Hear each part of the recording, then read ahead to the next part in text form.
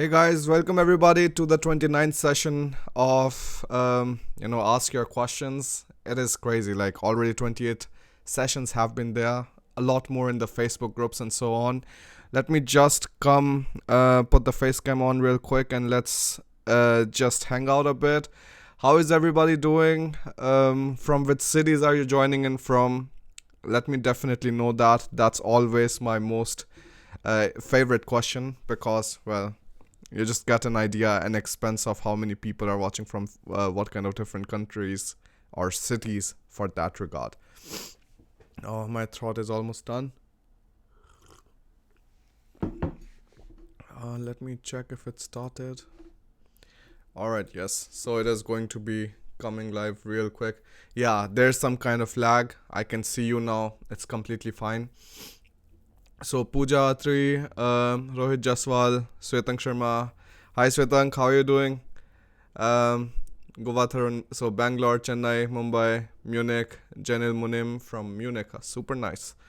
Balaji Chandrasekharan, Bangalore, Mumbai, Gujarat, Archana Krishnan, thanks a lot. Bhavya Shukla, Ludhiana, Punjab, Ambesh Mishra, Mumbai, Rajkot, Mandir Patel, Bahamas. Well, that's again something really interesting. So we have from Egypt, Ishak Deputy, Aditya, belated happy anniversary. Aditya, thanks a lot. Yeah, like the social media has been closed for the last few days because I just wanted to spend some time. And Alina and I, we had a really nice dinner and so on.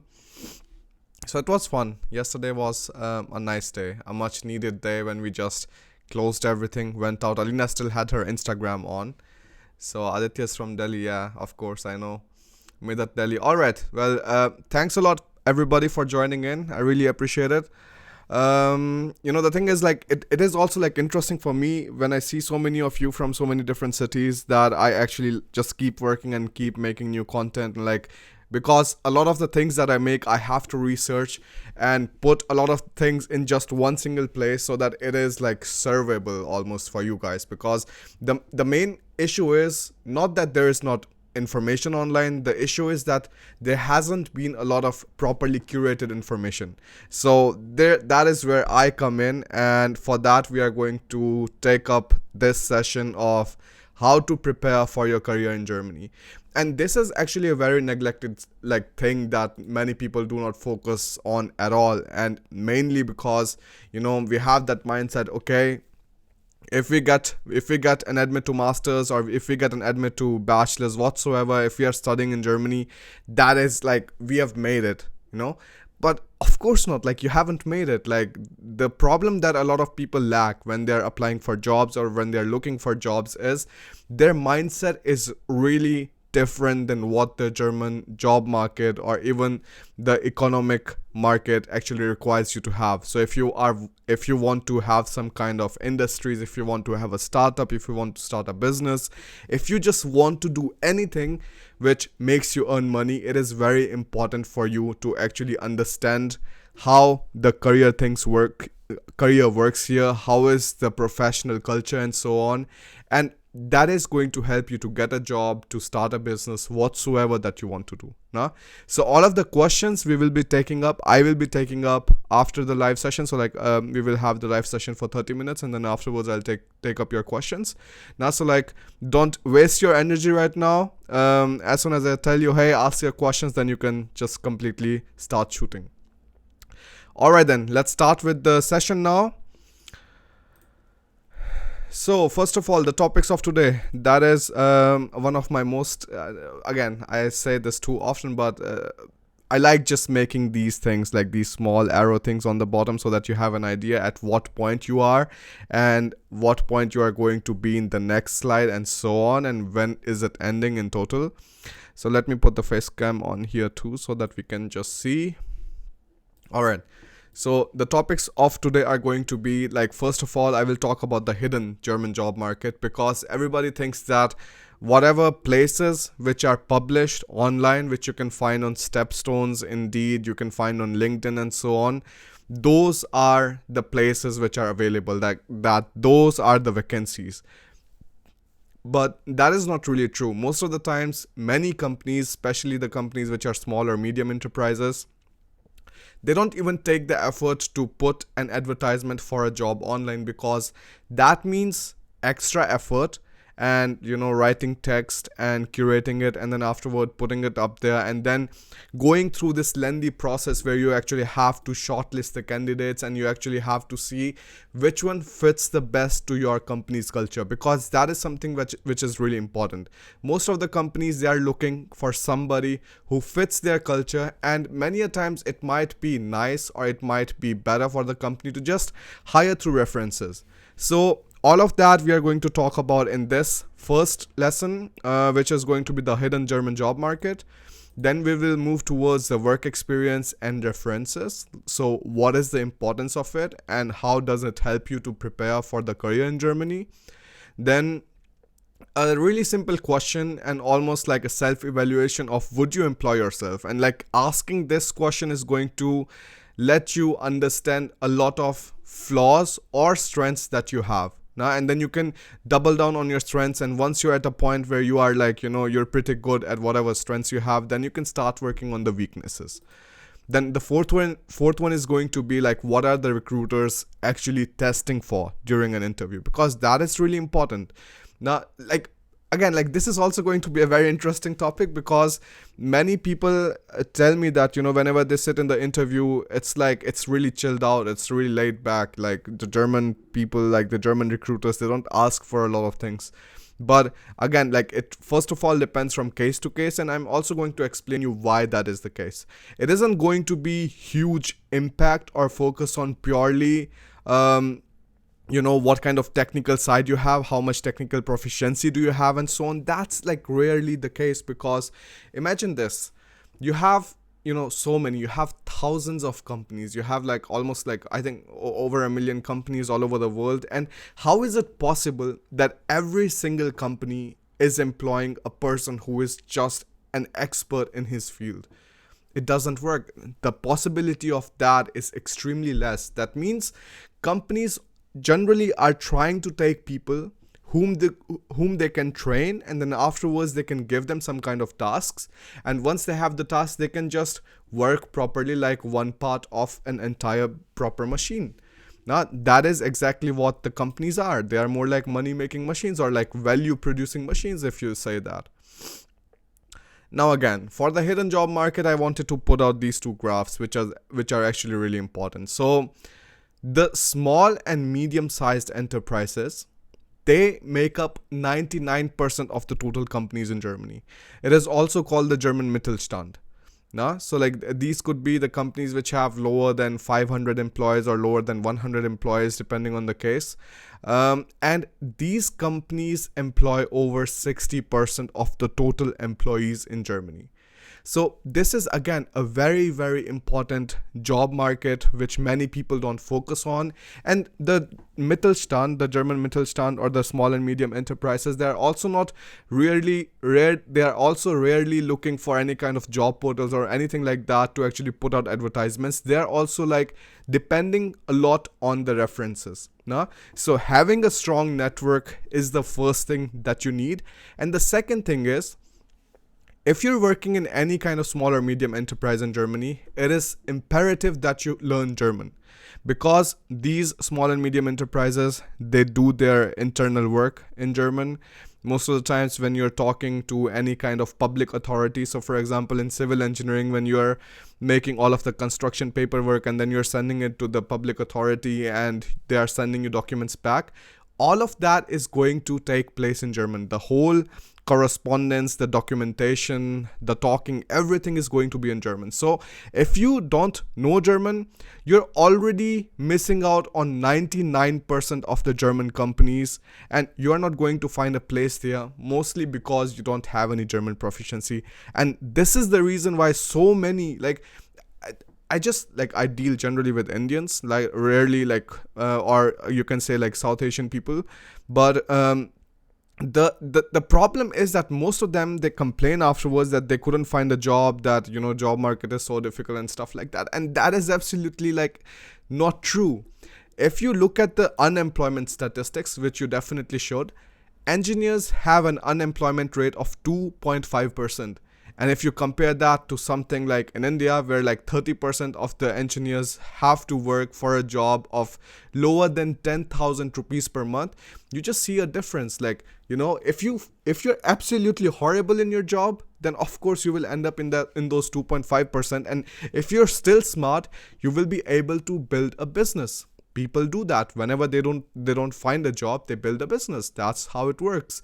But if you're really stupid, if you're really dumb, or somebody who doesn't like doing what they do, and I think like calling stupid and dumb is also like not really the right way what I want to say. It's like you are in a field, for example, you're in electrical engineering and you absolutely hate electrical engineering, then of course you're not going to perform well in that. So this is going to be something that you have to be extremely careful about, that there are going to be these 99% of the total companies in Germany on which you're not going to have any chance if you don't know German. So that is like the bottom line. This is something that you absolutely have to understand. There is no going around it, right? Then comes your second hidden job market. So like that is the first one, the people who don't know German, they don't have any access to that. The second one is the job market which is giving references, or which is employing people purely through references. And this is also like a very interesting thing. Now look, the people who are 5% of the people who have network, who have built relationships, professional networks and so on, they are actually able to go and take place in the 65% of the hidden places in the German job market. And it's not even hidden in the sense that hey, it's like secret or illegal or something like that. No, that's not the case. It's just simple for companies to recruit somebody through references, because first, they know that if the person is coming from a reference, he's going to be reliable, because that person is being referred by an employee of the company, or from somebody whom the company manager or like the CEO is a good friend of, and so on. So first of all, it is reliable. That means he has some good skills, and this is the reason this person is referencing his friend or whatsoever. So it is going to be easier for the company. Like they don't have to like look in all of these different places, and they don't have to put ads on the platforms and so on. And then second, it is going to be more reliable, and this is the reason you can take it as a hidden job market, that 65% of the places are not published online, and these are given to just 5% of the total applicants. And this is also the point why I focus so much, like why I focus building a network so much, why I focus sharing things so much. Because essentially, if you're not sharing things, if you're not, whatever knowledge you have, if you're not just putting it out there and like letting people use it, letting people take inspiration from it and actually make things on their own, you are not adding value to somebody else. That means you have way less a chance of building a network if you're just doing things for yourself, if you're just going to the university, of like going through your classes whatsoever, and then afterwards you're just coming home and you're not doing anything else. You have way lesser chances of building a strong network, of building a community, which the other 5% of the people who maybe are a bit bad in studies, who are maybe a bit bad in like grades or their technical skills or whatsoever, but they're actually good at just networking. And here's also another really important I think almost misconception that people have, that you have to be an extrovert to actually network with people. But that is not true. Alina and I will talk about this later, but like we are both like extreme introverts. So you would rather find us reading books somewhere and like not being disturbed by anybody than actually going out, doing meetups, or like meeting with different people, going to events and so on. That is just not what our general tendency is.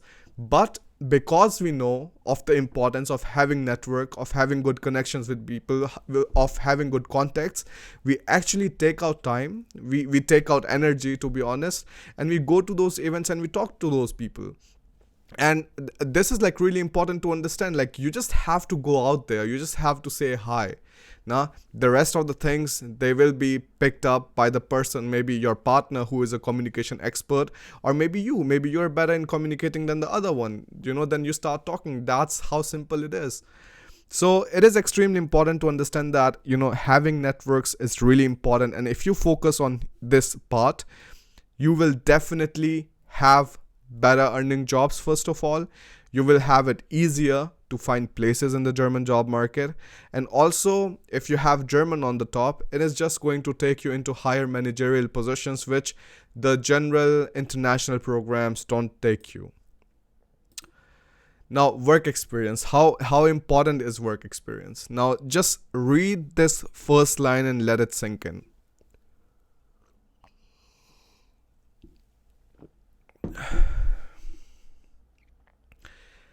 Degree is just a ticket. And this is not something that I am saying. This is something that a lot of business owners, a lot of startup CEOs, managing directors, whatsoever, whom I talk to, and I got this opportunity mainly through YouTube, that I was able to talk to so many different people, and I'm bringing those experiences now to you and sharing it with you.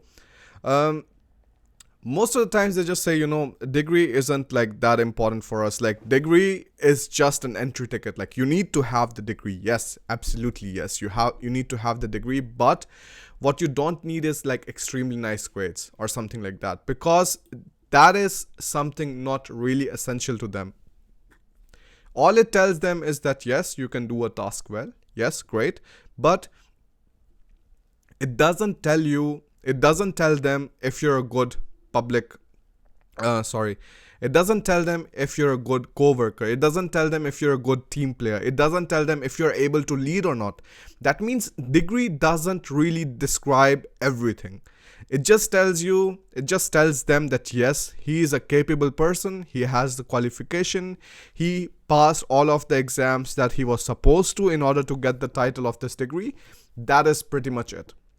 But work experience is where the whole thing changes. 67% of all of the recruiters in Germany want people with prior work experience.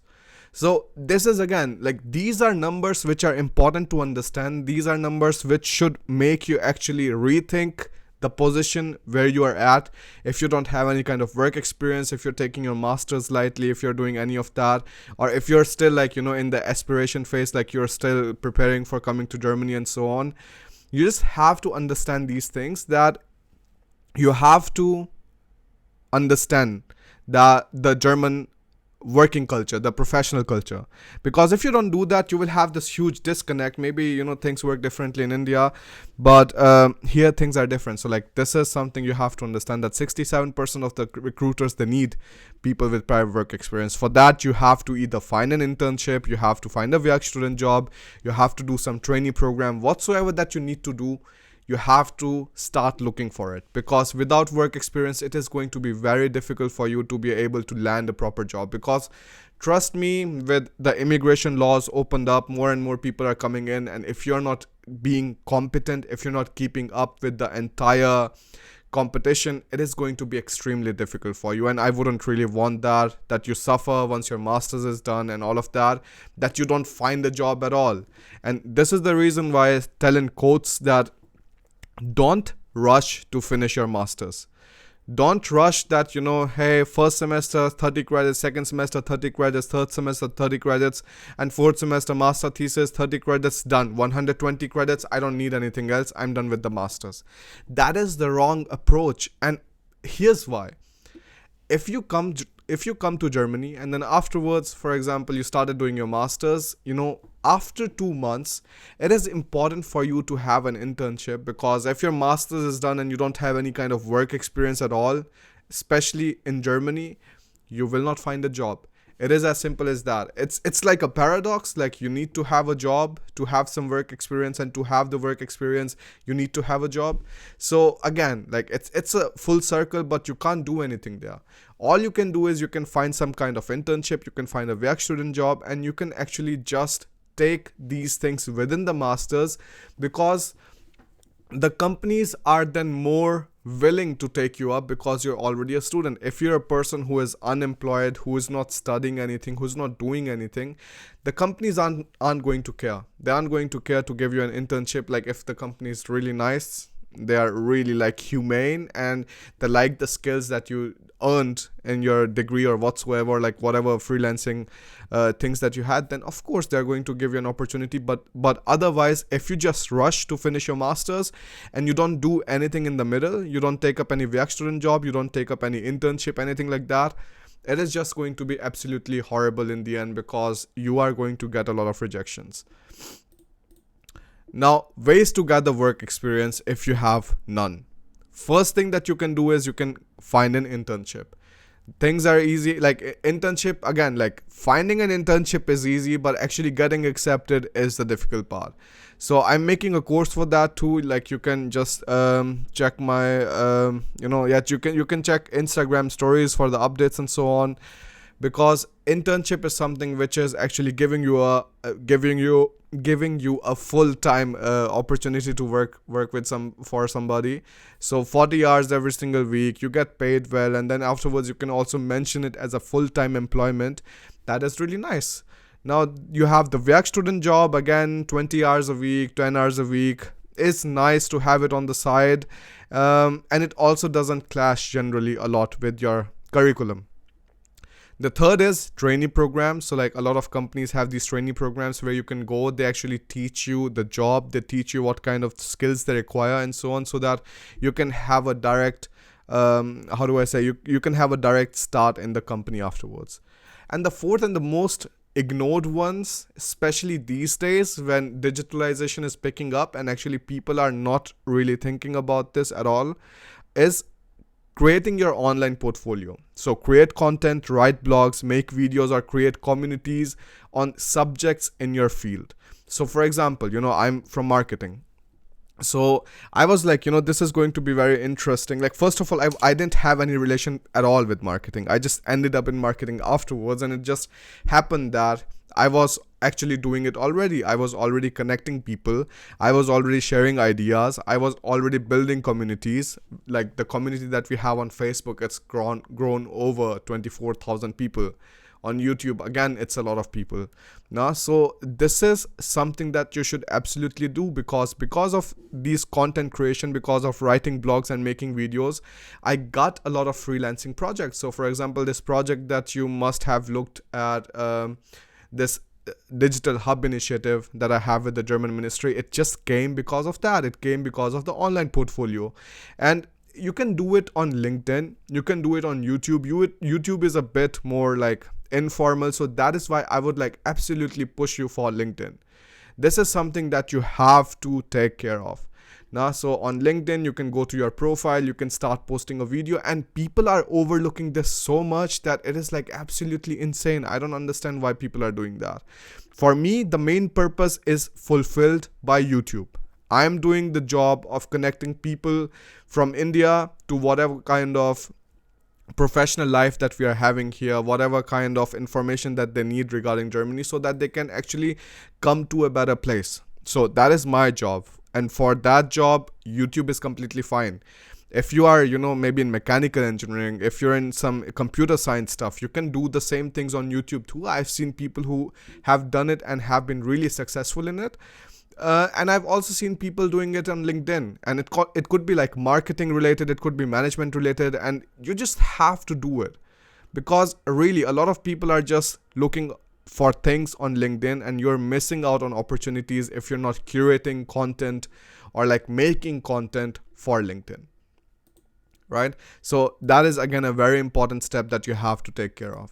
Now, would you employ yourself? This is a really typical question that you should ask, because what are companies looking for in general? If you look at me, if I'm hiring somebody or if I'm working for somebody, it is always going to be something on the lines of getting maximum returns on whatever money that you're investing.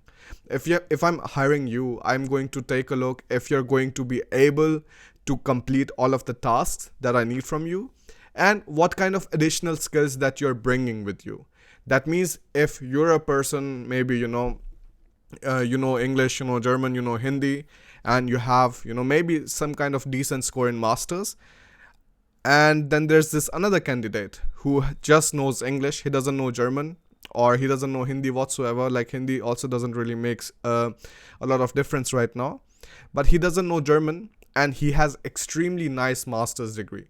I'm not going to hire him because the other person who has decent master's degree, who has a lot of different language skills, who has been a part of different events and so on, he is going to bring out the maximum value for the money I'm giving them. That means if I put him into some kind of event management thing, he can do that.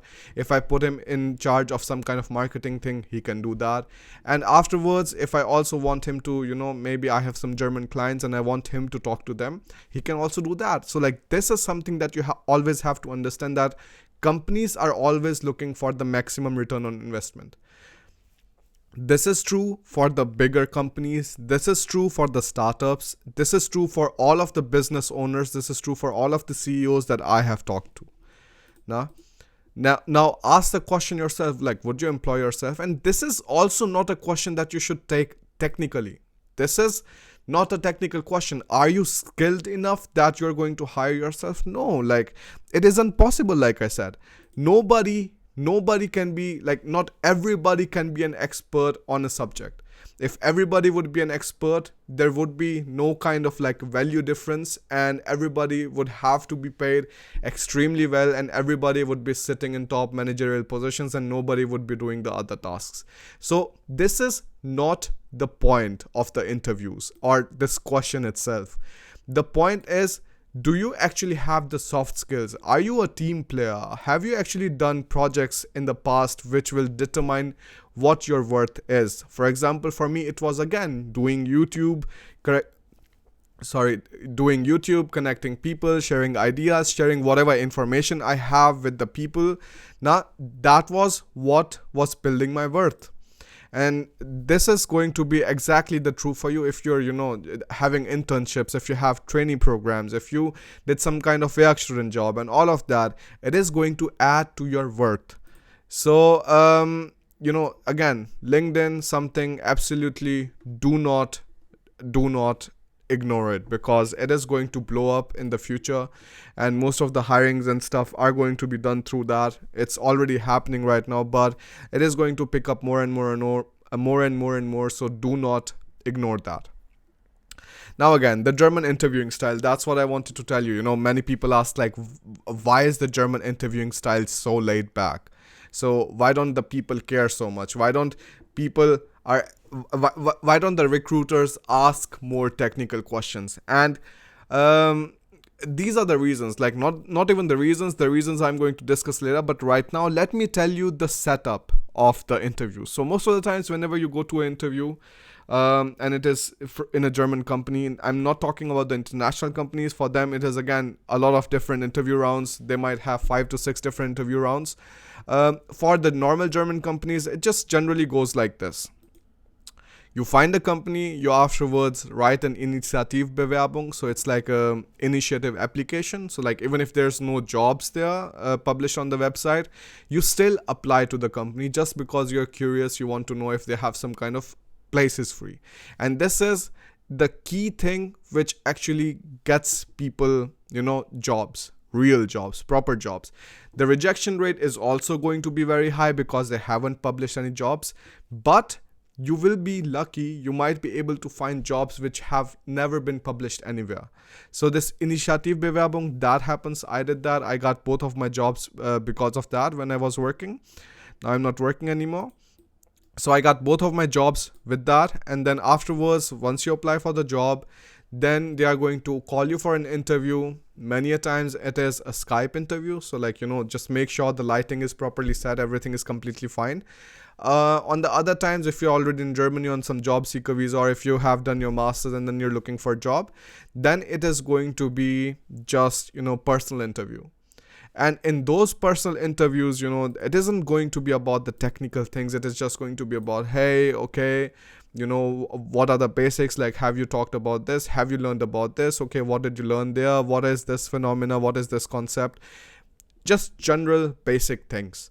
Then afterwards, the main thing that they always do is they talk about your project, and they talk about what your master thesis has been about. So there they can go into complete detail. And like, for the people who are in bachelor's, who want to work after bachelor's, for them it is going to be the bachelor thesis. Yeah. So that is something really important, that they are just going to, talk to you about, especially, we have this foreigner bonus, the and the Germans call it the Ausländer bonus. So it's like the bonus, or like the benefits of being a foreigner. Whenever I think you must have seen it in the school too, because if anybody is from some different state, the teacher is going to spend a lot of time talking about him, his state, where he's coming, how was the food there, whatsoever, and how do you like the city, and so on. And the same thing happens to you too, because you're a foreigner. Many a time, especially in the small and medium enterprises, it is going to be just general questions. It is going to be about how was the studies there in India, or like whatever country you come from, and what has been the comparison, or like what has been the difference of the studies there and here, where did you learn more, and so on. That is going to be like the starting questions, like the small talks and so on. Then, like I said, it will be like more focused towards the basics, and then they will talk about the master thesis, bachelor thesis, or your project work. And because you already worked a lot on these things, you already have to invest a lot of time in them, you know your stuff, so it isn't going to be a difficult thing at all. So the technical parts are never an issue. The technical parts are really never an issue. What they are looking for is really if you are able to fit in the company's culture, and all of that I'm going to talk about in the next slide. So the main test that the recruiters are doing, either in the assessment centers or in one-on-one personal interviews, that is, like, first of all, having a German degree already ensures them of your qualification, right? And what the next things, like what the whole point of this conversation with the people who is sitting next to you is, they just want to see if you're fitting in the company's culture, if you can work in a team, if you are not somebody, who is just boasting about his knowledge. So it's not like the first day you go inside a company, maybe it's your first day, and you already start telling, hey, I would do this way, I would do that way, I would do this task in some other way. People get annoyed, team gets disturbed, productivity goes down. So this is the reason that recruiters are looking for the company who can fit in the company's culture. Nah? And they are not going to tell you that, hey, we have this culture and you have to fit in that. No, that's stupid. Then of course you're going to behave differently. They just want to talk to you. They just want to, just let you slack out a bit so that they can see if you fit inside the company's culture. And then the ability to work in a team. So you know when to shut up and when not. So for example, if there's some kind of heated argument going on, it's been going on for a long time, and the argument or the discussion isn't going anywhere, then you are going to decide for an option or a decision which is supported by most of the team members. But if you see afterwards, you've started working on it and you've seen that this is going in the wrong direction, you have to bring up this issue properly in a way in which you can convey the message to your team members. So the ability to work in a team is something which is really important. And I think in Germany we learn that the most, because you have Gruppenarbeit or team works everywhere. Right now, I'm in my last semester, and I have the Gruppenarbeit with 3 different groups. So I have to do with somebody, then regulate the time and everything, then with other group, and then some other group. So this is actually really, really practical, and it really helps you to train yourself for the job market, to be actually, whenever the company whenever you start working in a company, it isn't going to be, and it is never going to be, that they're just going to tell you that, hey, on Friday we have an exam, learn everything that you did in your project and you just have to write it there. No, it never really happens like that. It always is more about initiatives than it is about, are you working fine in a team? Is your group as a entity bringing some kind of productivity or value to the company? And these things are really important to understand, because it isn't just me telling that. There are a lot of different people whom I've talked to who have owned businesses, who have employees. They have the same opinion. You will have to learn the work there again anyways. So again, this is also important. It isn't about the technical skills again. Like if you have insane technical skills, it is going to be helpful, it is going to be really nice. You are going to be the 1% of the people whom the company is going to pick up instantaneously. But if you don't have a lot of like really nice technical skills, even then it's fine. You will have to learn the new job anyways at work. Then the main question comes again, how are your soft skills? Do you have opinions on things? Now, did you actually read more books? And in books, I mean both like the development side. So like you have this personal development, you have the career development and so on. And also the books regarding your own subjects.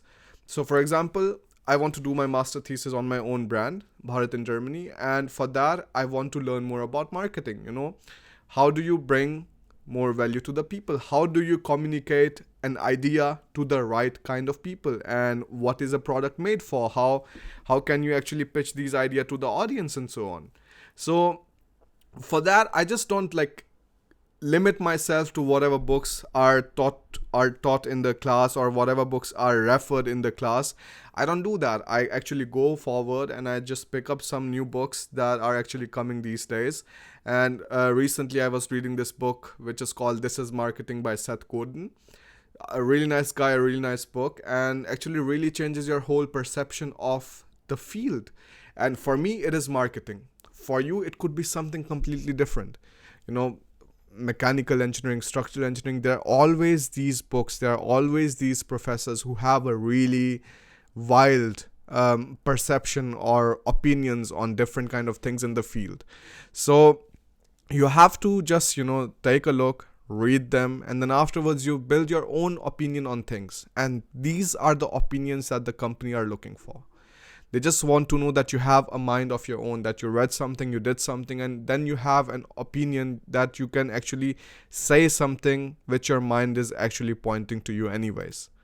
And to do that, I really recommend, you read more books and you have opinions afterwards. How Alina and I do it, we have a 50 euros per month budget. Just to buy books, just to read books, just to invest in our personal growth and in our like career development and so on. So that is really important. Right now Alina is just working on her Rich Dad Poor Dad book. I'm working on the This Is Marketing. Afterwards I started another book, Tribes by Seth Godin. Again, it is an extremely nice book, talks about marketing, and all of these things actually grow you. All of these things actually help you grow as a person. It widens your intellect and so on, and it actually just lets you have more opinions on things so that you can have actually interesting talks with people, right? And also with people, it also means directly the company or any kind of business opportunity that you see, you can actually express yourself in a very explicit way.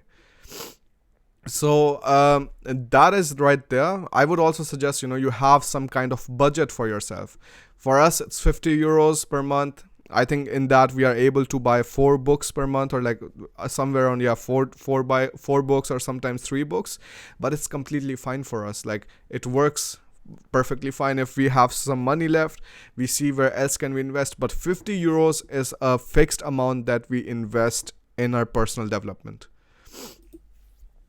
Now again, with that, I wanted to talk about the mentorship program. And the mentorship program is essentially all of the previous information that I've told you, all of this combined, but in more regulated steps, in more condensed way, so that you don't have to, worry about going to so many different places, and you are able to make the best out of Germany. That is literally the motto of this mentorship program.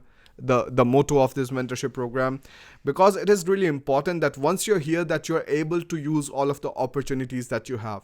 And that doesn't just mean finding a job and just working in a company, because here's the fun part. Even if you find a job, you start working in a company, there always comes a point, I've seen it in my job, like after 1.5 years, after 2 years, you get bored, and then afterwards you start looking for another job. But the happiness is not something that you're going to get out of like going and starting working at another job. You will also get bored again and again.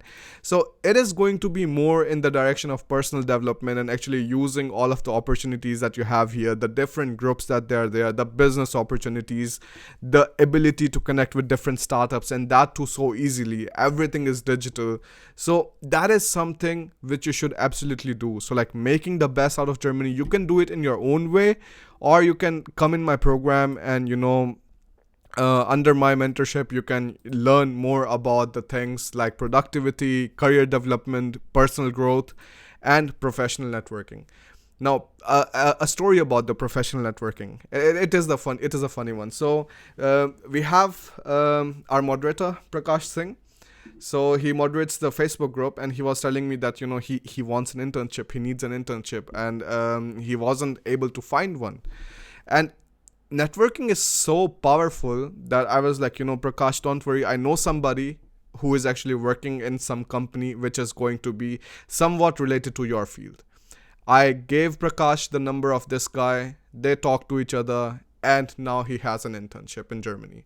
So that is just so fun. Like, just because you have a strong network of people who are like willing to grow, who are willing to help each other out, you can actually use it. You can add value to different people's lives so that, they can someday help you out in some way too.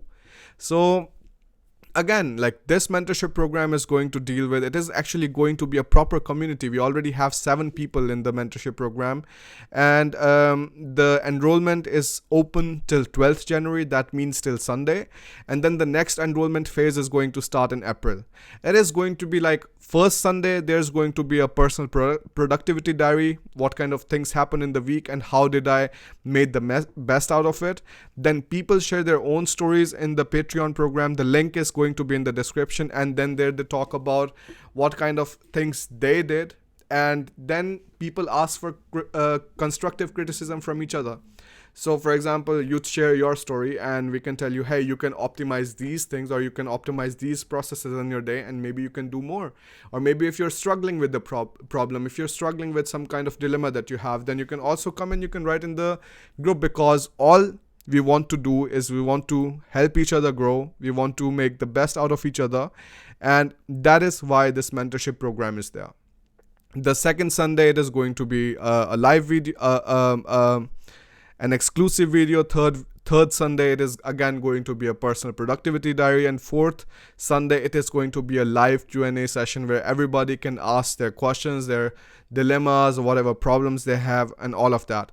The link to the Patreon mentorship program you're going to find in the description. Like I said, it is open till 12th January. 12th January, we are going to have our first exclusive video, and then afterwards, the enrollment will start again in April.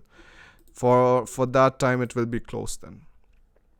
So with all of that out of the way, now you have the time to ask your questions for the next 15 minutes or like 18 minutes, because we crossed the time limit a bit.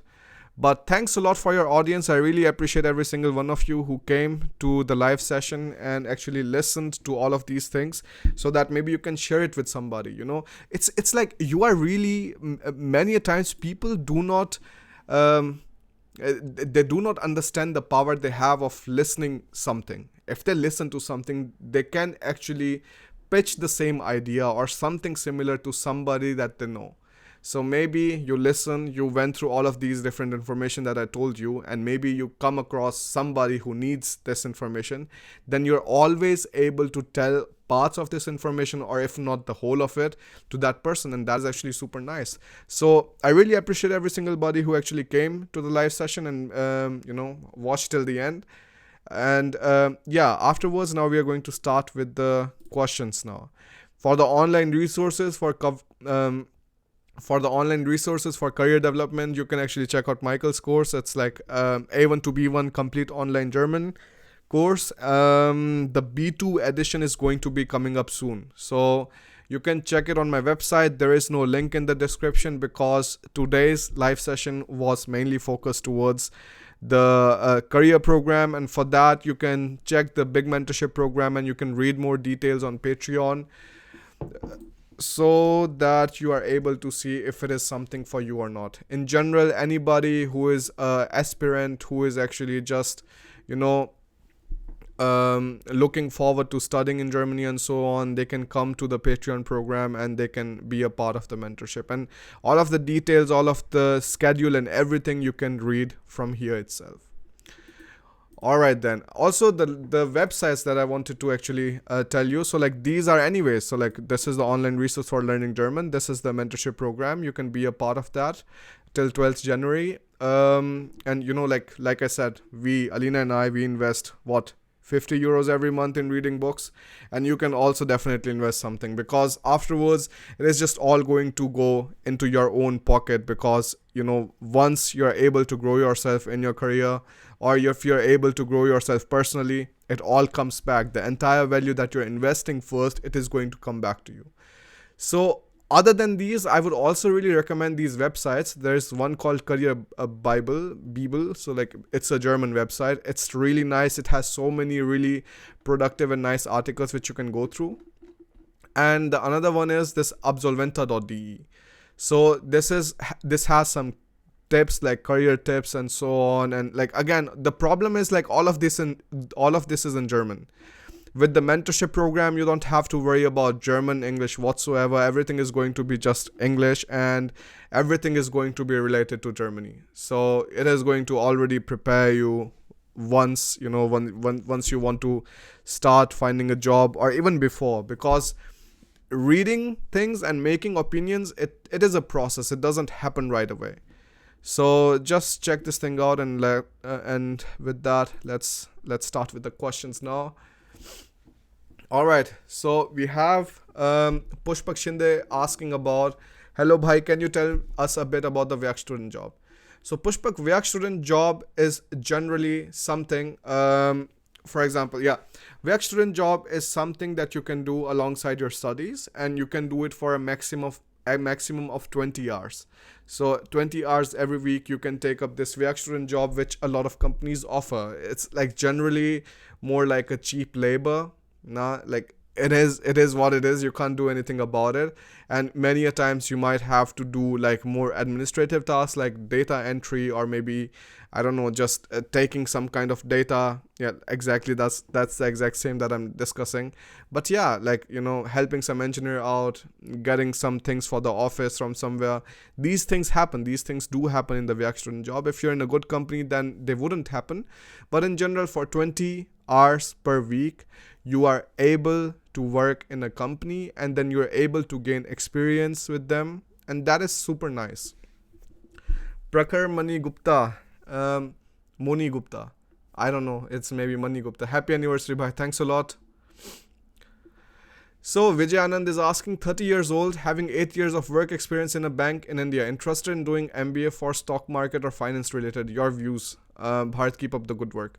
So Vijay Anand, like it is definitely a good approach, because you already have 8 years of work experience. What 8 years of work experience does is it actually lets you have the entry to MBA, at least, because an MBA in Germany you need at least 2 to 3 years of work experience. Without that, like, you don't have a chance, because that is like just the requirement anyways. Along with that, you need to have GMAT in most of them. But I would like definitely suggest, like, why not? You know, if you already have 8 years of work experience in the MBA, you're going to learn a lot more. And the MBA generally is only for like 1 year. So it isn't also going to be something that is going to be too hard for you, because I know people who have worked for a long time and then they have to get back into like academics and studying. It is a bit difficult for them. But I would like definitely suggest you that, you know, like go forward with that. But with MBA, you also have to take care that learning German is important. Without learning German, it isn't going to be worth it, trust me, because you will spend a lot of money, but afterwards, when it comes to the part where you are actually able to start earning money again, the hurdle will come that you don't have enough German proficiency. So B2 is something which you should actually look for. With B2, you can actually, you know, already start taking business calls, business decisions, talking with clients, and you can go to events, you can just meet different people. So B2 is something that is that is a level that you should opt for. All right. So now we are asking Lakshay Chaudhary, how do I proceed to get internship in Germany for third year? Lakshay, the first thing that you have to do is you have to make a list of companies in your field. Now, this can be done in a lot of different ways. So, I posted these previous videos regarding startups in Germany. You can go and check out this digital hub initiative. Let me just show you. And like, there's a complete list of companies. There's a huge list. So, you have the DE Hub initiative, and you go to the hubs, and then afterwards, maybe you are into mechanical engineering, so like you can go to the München part. If you're into logistics, you can go to Dortmund, or you can come to Hamburg. So for Hamburg, you just click directly here, and then afterwards they're going to tell you what kind of company is it, which is the digital hub of logistics in Hamburg. Now for that, I'm going to directly go and I'm going to search it on Google, and this is me telling you how you actually make a list of startups.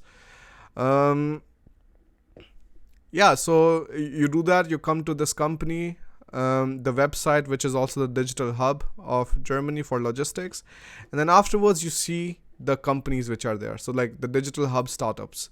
So here's ChainStep, Clinch, Nautilus Log, Sharehouse. We already made videos for these two, also for the Angel Brinks.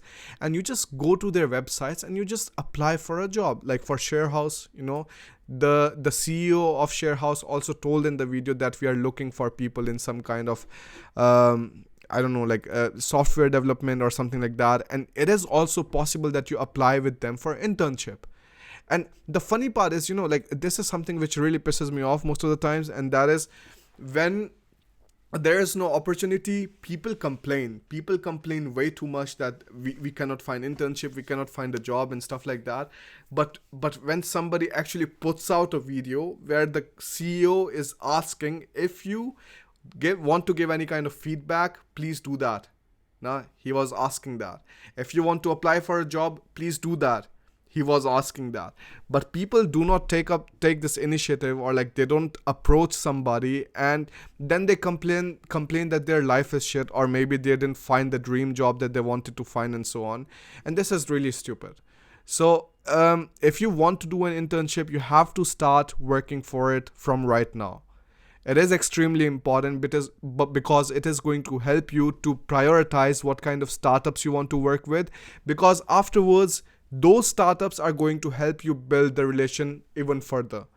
The job that I got the second time, so like when I came to Germany, was because of the references and the network that I built during my internship in Germany in summer 2015. Now, so that is again like something that you have to look for. Like people think, all right, they start their masters, they start their bachelors, things are going to be perfectly fine, they have made it. They haven't made it, and then afterwards you will see these people going to Quora and complain about how bad or how difficult things are in Germany. So another question coming up. Kanish Kataria is asking, what is the effect of German language in the IT sector jobs? Is German taught ITCS program has some edge over the English taught masters? Give your opinion. So Kanish, no, I wouldn't say in the IT or CS sector that German has any kind of edge. I think that is single-handedly the only sector where you don't need German. You don't need German to come to start working in any kind of companies. That's the fun part. But the bad part is if you want to come into the managerial positions again, if you want to start earning more, because always in technical fields there is a cap. After that, as a normal engineer, you can't earn more than that. To earn more than that, you have to go towards the managerial side. And exactly. So like in that way, you don't have any kind of edge if you're doing German taught computer science program, but it is going to give you an edge when you're actually thinking, or like if somebody's promoting you to become a manager or any kind of like project leader or something like that in a company.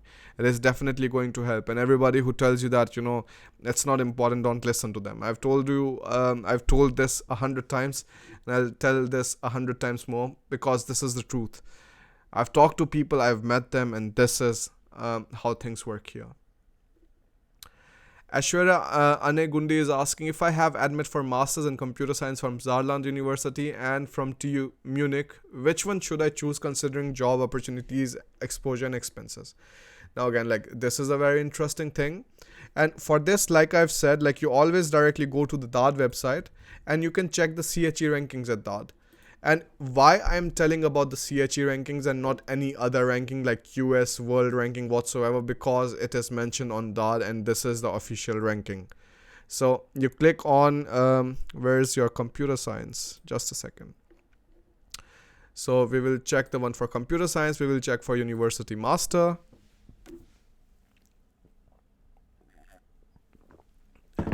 And then we're going to see the overall study conditions.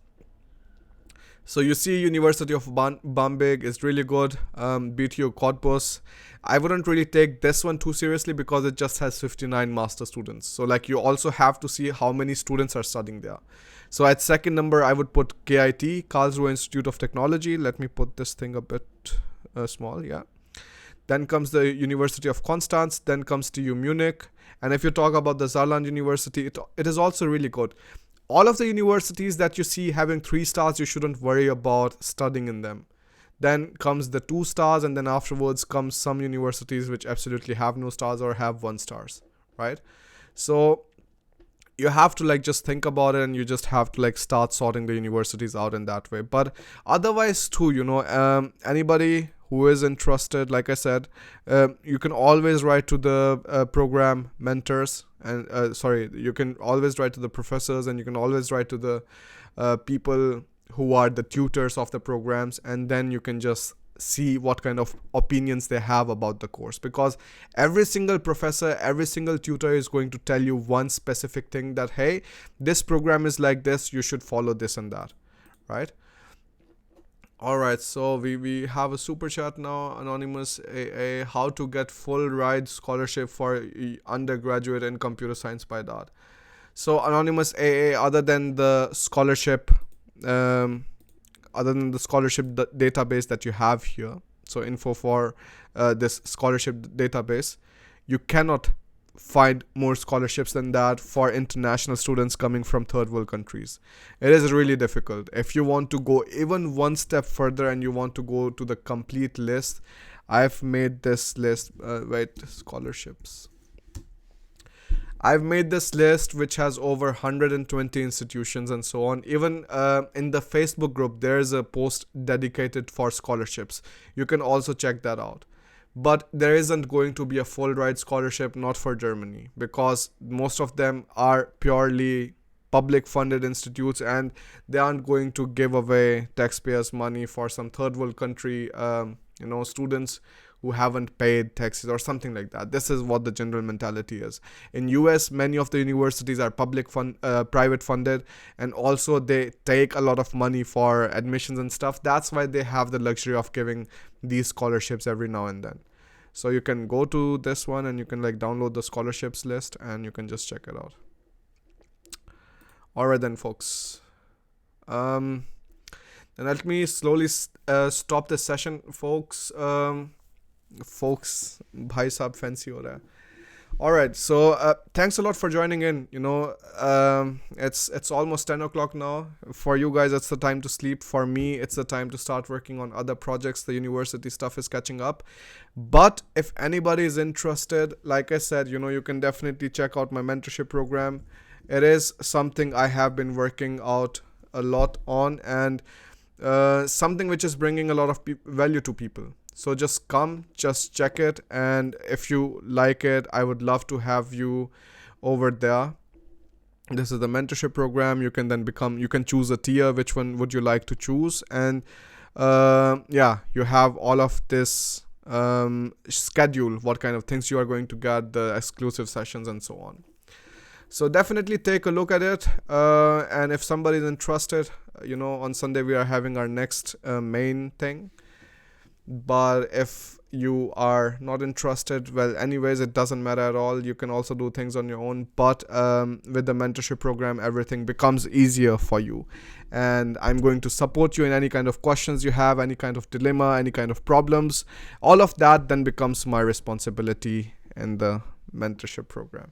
Well, so much so for marketing the mentorship program. I would love to have you there, and I'll see you in the next live session then. Also, another thing which is extremely important, and that is it is just like till 12th January.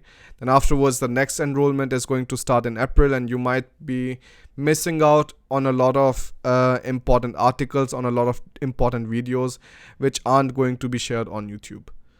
So all right, that's it. Thanks a lot. Have a super nice sleep, and I'll see you in the next week. Bye bye.